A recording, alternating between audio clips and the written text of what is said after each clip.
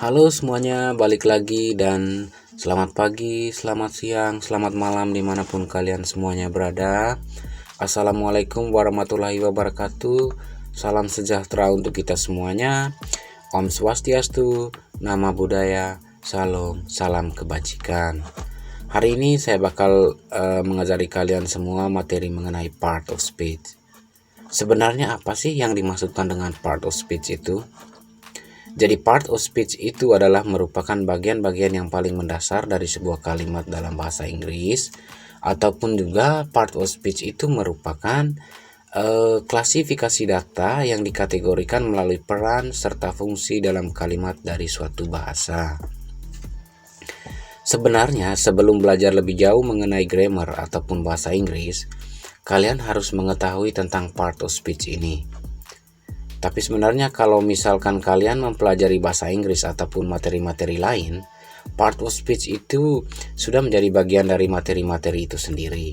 Karena dengan sendirinya kalian itu bakal tahu materi-materi part of speech ini di bagian-bagian yang lain. Tapi untuk bagian ini saya akan ngasih tahu apa aja sih yang dimaksud dengan part of speech. Nah, sebelum kita lanjut ke materi pengenalannya, saya harap kalian like dulu dong video ini.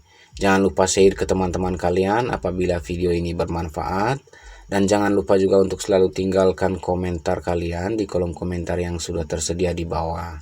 Dan untuk kalian yang belum subscribe, jangan lupa untuk subscribe YouTube channel Sontang Cepa. Semoga YouTube channel ini dapat berbagi informasi yang lebih bermanfaat lagi bagi kalian semua. Nah, sekarang kita masuk ke apa aja sih yang termasuk dalam part of speech. Nah, part of speech ini itu terdiri dari 8 bagian. Yang pertama adalah noun atau kata benda, kemudian pronoun ataupun kata ganti orang ataupun kata ganti benda. Kemudian yang ketiga adalah verb atau kata kerja, dan kalian pasti udah tahu ketiga jenis ini. Kemudian yang keempat ada adjective atau kata sifat. Yang kelima ada adverb atau kata keterangan. Yang keenam ada preposition atau kata depan. Dan yang ketujuh ada conjunction atau kata penghubung. Dan yang kedelapan ada interjection adalah kata seru atau merupakan ungkapan emosi di dalam berbahasa Inggris. Untuk memudahkan kalian menghafal ataupun mengingat kedelapan jenis part of speech ini, kalian boleh mengingat kata pancavib. Nah, P itu untuk pronoun atau kata ganti, A itu untuk adjective atau kata sifat, N itu noun atau kata benda, C itu conjunction atau kata penghubung, A itu adverb atau kata keterangan, V itu verb atau kata benda, I itu interjection atau kata seru, dan P itu untuk preposition atau kata depan. Nah, sekarang kita teliti satu persatu apa aja sih yang termasuk noun, pronoun, adjective, dan lain-lain. Dan mungkin kalian udah tahu pastinya apa aja sih yang termasuk di dalam jenis part of speech ini. Tapi kita telah lebih jauh lagi sebelum kita masuk ke bagian yang paling mendalam dari setiap part of speech ini. Nah, yang pertama adalah noun atau kata benda. Jadi noun ini merupakan bagian yang digunakan untuk menamai orang, benda, hewan, tempat, maupun konsep abstrak ataupun jenis-jenis lainnya. Macam-macam noun itu kalian pasti udah tahu seperti book, table, bag, car, air, dan lain-lain.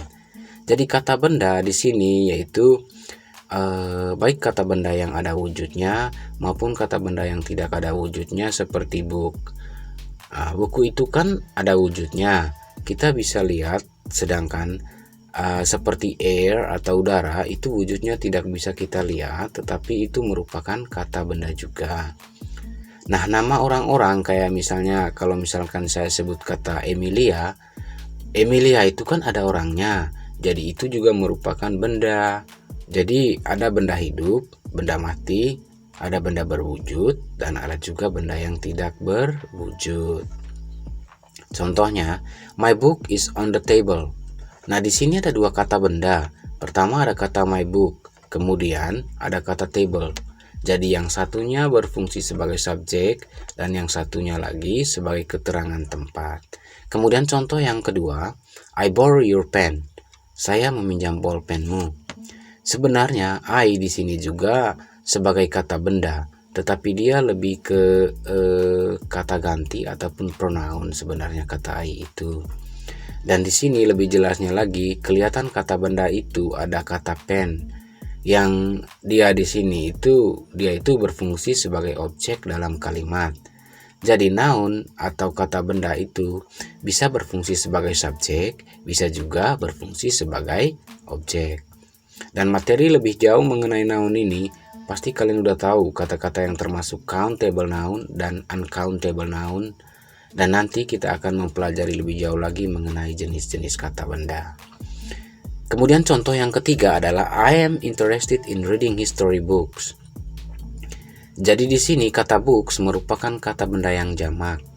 Kemudian kita masuk ke part of speech yang kedua, yaitu pronoun. Pronoun itu bisa digunakan untuk menggantikan noun. Dan seperti yang kalian udah tahu pastinya bahwa pronoun itu merupakan kata ganti. Jadi part of speech ini itu bermanfaat untuk menghindari pengulangan ataupun jenis repetisi penggunaan noun, penggunaan subjek, penggunaan objek, seperti itu. Contohnya I, you, she, he, this, those, dan lain-lain. Kalian pasti udah belajar ini. Nah, bagi kalian yang belum belajar tentang pronoun, mungkin kalian bisa nonton lagi video mengenai penggunaan to be. Kalian bisa langsung cek linknya di description box yang ada di bawah. Nah, contoh-contohnya itu I bought you some snacks, it is on the table. Nah, kata it ini merupakan pronoun atau kata ganti dari snacks. Jadi kita tidak perlu mengulang kata snacks ini di kalimat berikutnya. Itulah kenapa kata it ini merupakan kata ganti benda atau kata ganti objek snacks yang ada di depan. Jadi kita tidak perlu mengulangi kata snacks ini di kalimat yang di belakangnya. Nah, itulah fungsi dari pronoun ataupun kata ganti. Kemudian contoh yang kedua, my friend Johnny is a teacher. He lives in Jakarta. Nah, kata he ini menggantikan kata Johnny. Dia juga menggantikan kata my friend. Dia juga sebenarnya menggantikan kata teacher. Jadi kata he, dia ini untuk menggantikan orang yang bernama Johnny. Dan dia itu merupakan teman saya. Jadi untuk kalimat selanjutnya, kita tidak usah mengulangi namanya lagi atau mengulangi kata temanku lagi di kalimat berikutnya. Jadi kita cukup menuliskan kata he atau dia sebagai kata ganti sehingga kita menghindari yang namanya pengulangan kata. Kemudian kita masuk ke jenis part of speech yang ketiga. Ini merupakan kata kerja ataupun verb. Nah, part of speech ini itu biasanya digunakan untuk menunjukkan tindakan dari subjek. Jadi seperti yang saya jelaskan di video sebelumnya, subjek adalah yang mengerjakan sesuatu, sedangkan objek adalah yang dikenai sesuatu. Jadi menunjukkan tindakan dari subjek dan menunjukkan suatu peristiwa ataupun suatu keadaan. Nah, ada beberapa macam verb. Nanti kita bakal ngebahas di video selanjutnya. Mudah-mudahan saya bisa bikin videonya. Dan semua video yang berkaitan dengan part of speech ini, pastinya kalau saya udah buat videonya, pasti linknya juga saya akan taruh di description box. Nah, contoh dari kata kerja itu adalah work, hit, walk, touch, write, dan lain-lain. Contoh kalimatnya adalah I write a letter with that pen. Saya menulis surat dengan bolpen itu.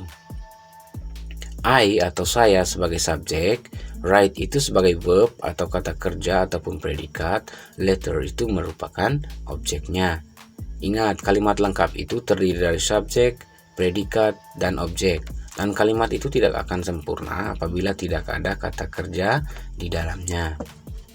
Contoh yang kedua, do not forget me. Jadi kata kerja ataupun verbnya di sini adalah forget atau melupakan. Kemudian kita menuju ke part of speech yang berikutnya adalah adjective ataupun kata sifat. Nah, kayaknya saya sudah pernah jelasin di video sebelumnya tentang adjective. Jadi adjective ini biasanya itu digunakan untuk menerangkan ataupun menjelaskan kata benda ataupun noun ataupun juga pronoun. Pronoun itu kan sebenarnya merupakan kata benda, tetapi dia itu merupakan kata ganti dari benda yang digantikan. Jadi otomatis adjective ini menerangkan pronoun. Mudah-mudahan saya akan membuat video mengenai derivatif yaitu tentang hubungan antara adjective, adverb, noun, dan verb. Nah, contoh dari kata adjektif ini adalah beautiful, cantik, good, bagus, bad, buruk, ataupun jelek, dan expensive, mahal, dan lain-lain. Contoh kalimatnya adalah Emilia is a beautiful girl. Kata beautiful di sini merupakan kata sifat. Jadi kata adjektif ini pasti selalu melekat dengan kata benda. Kemudian contoh kalimat yang kedua adalah I cannot buy an expensive house. I cannot buy an expensive house. Saya tidak bisa membeli sebuah rumah yang mahal. Nah, kata expensive ini merupakan kata sifat yang menjelaskan kata benda house ataupun rumah. Jadi letaknya expensive berada di depan kata bendanya. Kemudian kita masuk ke part of speech yang selanjutnya adalah adverb ataupun kata keterangan. Nah, part of speech adverb ini itu digunakan untuk menerangkan verb, adjective maupun adverb lain. Sebenarnya macam-macam adverb itu ada beberapa. Ini ada adverb of time, adverb of manner, adverb of degree, adverb of modality, adverb of frequency, adverb of place, sama adverb of focus. Nanti mungkin kita akan buat ataupun mempelajari di satu video mengenai pembahasan mengenai adverb ini. Nah, contohnya nih, kita langsung masuk saja ke contoh-contoh yang termasuk dalam adverb. Yesterday, quickly, very, always. Nah, yesterday ini kalian pasti udah tahu kalau dia itu termasuk dalam adverb of time. Sedangkan quickly itu masuk dalam adverb of manner, very itu merupakan adverb of degree, always itu merupakan adverb of frequency. Nah, mungkin nanti kita bakal bahas lebih jauh lagi mengenai kata keterangan ini. Nah, adverb ini kebanyakan berakhiran ly. Sebenarnya yang paling sering digunakan adverb itu adalah adverb of manner alias yang berakhiran ly. Jadi pada umumnya kita mengkategorikan adverb itu adalah yang berakhiran ly, tetapi tidak selamanya adverb itu akan berakhiran ly. Contohnya itu ada pertama, they met by chance yesterday. Nah, kata yesterday merupakan kata keterangan. Selanjutnya ada the music will automatically turn off. Musik itu akan secara otomatis mati. Jadi automatically itu merupakan kata keterangan. Selanjutnya kita masuk ke part of speech yang keenam, yaitu preposition ataupun kata depan. Nah, nanti saya juga bakal bawa materi tersendiri mengenai preposition ataupun kata depan. Jadi di sini saya bakal menjelaskan ciri-ciri ataupun pengenalan aja dulu mengenai apa aja sih yang dimaksudkan dengan preposition itu. Nah, seperti yang kalian tahu, preposition itu adalah kata depan. Jadi part of speech ini biasanya dikombinasikan dengan noun ataupun kata benda ataupun pronoun ataupun kata ganti benda untuk membentuk frase yang menerangkan verb, noun ataupun adjective. Nah, contoh-contohnya sendiri itu ada kata in, at, on, by, of, dan lain-lain.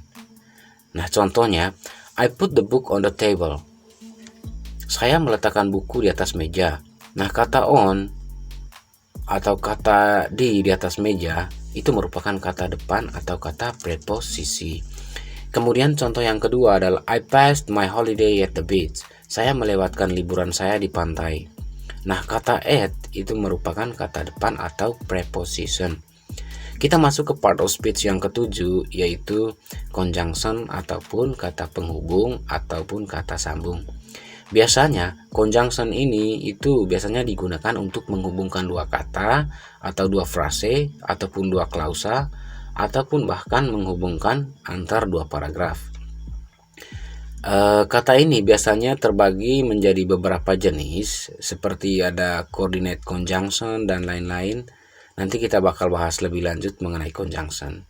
Nah, untuk jenisnya sendiri saya kasih contoh, ada and, but, both, although, dan lain-lain. Nah, mungkin nanti juga akan saya buatkan video mengenai penggunaan conjunction dalam materi elliptical construction. Berikut contohnya biar lebih jelas ataupun kalian lebih tahulah tentang yang mana sih penggunaan dari kata-kata sambung ataupun kata penghubung ini. Contohnya, I like the house, but I don't have the money to buy it. Nah, I like the house dan I don't have the money to buy it itu merupakan klausa ya. Jadi di sini kata but atau tetapi ini dia itu menghubungkan dua klausa. Kemudian contoh yang kedua ada I love Emilia and mom. Saya mencintai Emilia dan mama. Jadi kata and di sini dia itu menghubungkan antara dua kata. Jadi seperti yang saya bilang tadi, conjunction atau kata penghubung ini bisa menghubungkan dua frasa, dua kata, dua kalimat, bahkan dua paragraf. Sekarang kita masuk ke part of speech yang terakhir, yaitu interjection.